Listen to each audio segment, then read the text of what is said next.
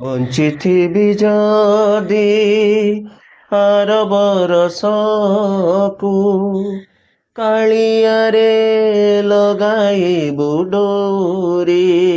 M ମୁଁ ଭଜନ ଗୋଟେ ଗାଇଲାଳୁ ସବୁବେଳେ ଏମ ଏମ କାହିଁକି ହଉଛ ମ? ଯେ ରଥଯାତ୍ରା ଖର୍ଚ୍ଚ ଦିଅ, ଆଜି ରଥଯାତ୍ରା ହେଲାଣି। ରଥଯାତ୍ରା ଖର୍ଚ୍ଚ କଣ? ଦଶହରାରେ ଖର୍ଚ୍ଚ, ସାବିତ୍ରୀରେ ଖର୍ଚ୍ଚ, କୁମାର ପୂର୍ଣ୍ଣିମା ଖର୍ଚ୍ଚ, ରଥଯାତ୍ରା ଖର୍ଚ୍ଚ। ତମ ପିଲା ହେଇଛ କି ଯାତ୍ରା ଖର୍ଚ୍ଚ ଦେବି ଯେ? ପିଲା କଣ ହେଇଛି ହଉ ହେଲା, କଣ ହଉ ହେଲା ସେ ଚଣା ଖାଇବ ତ 10-20 ଟଙ୍କା ଦେବି, 20 ଟଙ୍କା ଦେବି, ଚଣା ଖାଇଦିଅ ଯ। କଣ କହିଲ? କଣ ଯାତ୍ରା 10-20 ଖର୍ଚ୍ଚ ମୁଁ କଣ? ତମକୁ ଦଉଛି ନେଇଯାଅ, ମୋ ଚଣା ଖାଇବ। ତମେ ପଇସା ମାଗୁଛ ଯେ ଯାତ୍ରା ଖର୍ଚ୍ଚ ଯେ ହଁ କୋଉଠୁ ଆଣିବି ହେ ମୁଁ? କୋଉଠୁ ମାସ ଆଣିବ? ପୁରିଲେ ତ ମାସେ ଯାହା ପଇସା କାଢୁଛି ତମକୁ ଧରେଇ ଦଉଛି ନା ନାଇଁ କୁହ? ହୁଁ ହଁ ମତେ ତ 10 ଟଙ୍କା 20 ଟଙ୍କା ଦିନକୁ ଦଉଛ ବାହାରେ ଚା ପିଇବା ଲାଗି ଯେ ଖର୍ଚ୍ଚ ପାଇଁ। ମୁଁ ସେତିକିରୁ କୁଆଡୁ କଣ କରିବି? କୋଉଠୁ ପଇସା ଦେବି ମୁଁ ତମକୁ? ମୁଁ ତମେ ଯୋଉ ମାସର ଯୋଉ ଖର୍ଚ୍ଚ ମତେ ଦଉଛ, ମୁଁ ହଁ ତାହିଁରୁ କେମିତି ଖର୍ଚ୍ଚ କରି ସେଭିଂ କରିଥାଉଛି? ତମର ତ ସେଭିଂ ମନୋଭାବ କିଛି ନାହିଁ।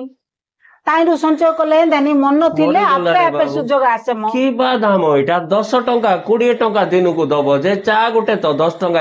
ସେଥିରୁ ଆହୁରି କିଟା ମୁଁ ସଞ୍ଚୟ କରିବି, କିଟା ସେଭିଂ କରିବି? କି ସେଭିଂ କରିବା ମନୋବୃତ୍ତି ଥାନ୍ତା ହେଲେ ଆଜି ଏବେ ମୋ ମୁହଁରେ 500-1000 ଫିଙ୍ଗି ଦେଇକିରି ହଉଛି ସେ 10-20 ଦିଅ ଟଙ୍କାରୁ କିଟା ଦିଅ ସେଭିଂ ଖର୍ଚ୍ଚ କର। କରିବି ଯେ ତମ ମୁହଁରେ 500-1000 ଫିଙ୍ଗି ଦେଇଥାନ୍ତି?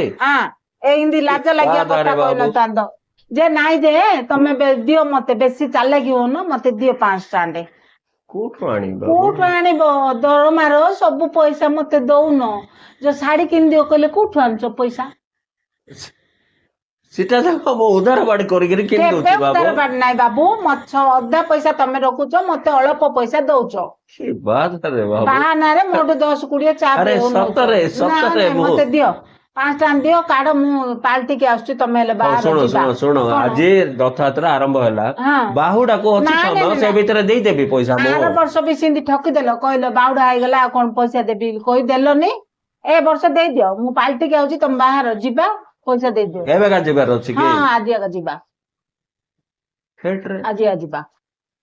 କହିକିରି ପଳେଇବାରେ କି? ଦବାକୁ ପଡିବ କା ଭଳିଆ ଲାଗୁଛି, ନାଇଁ ବୋଲେ ବଡ ବାଧା ହେଇଯିବ।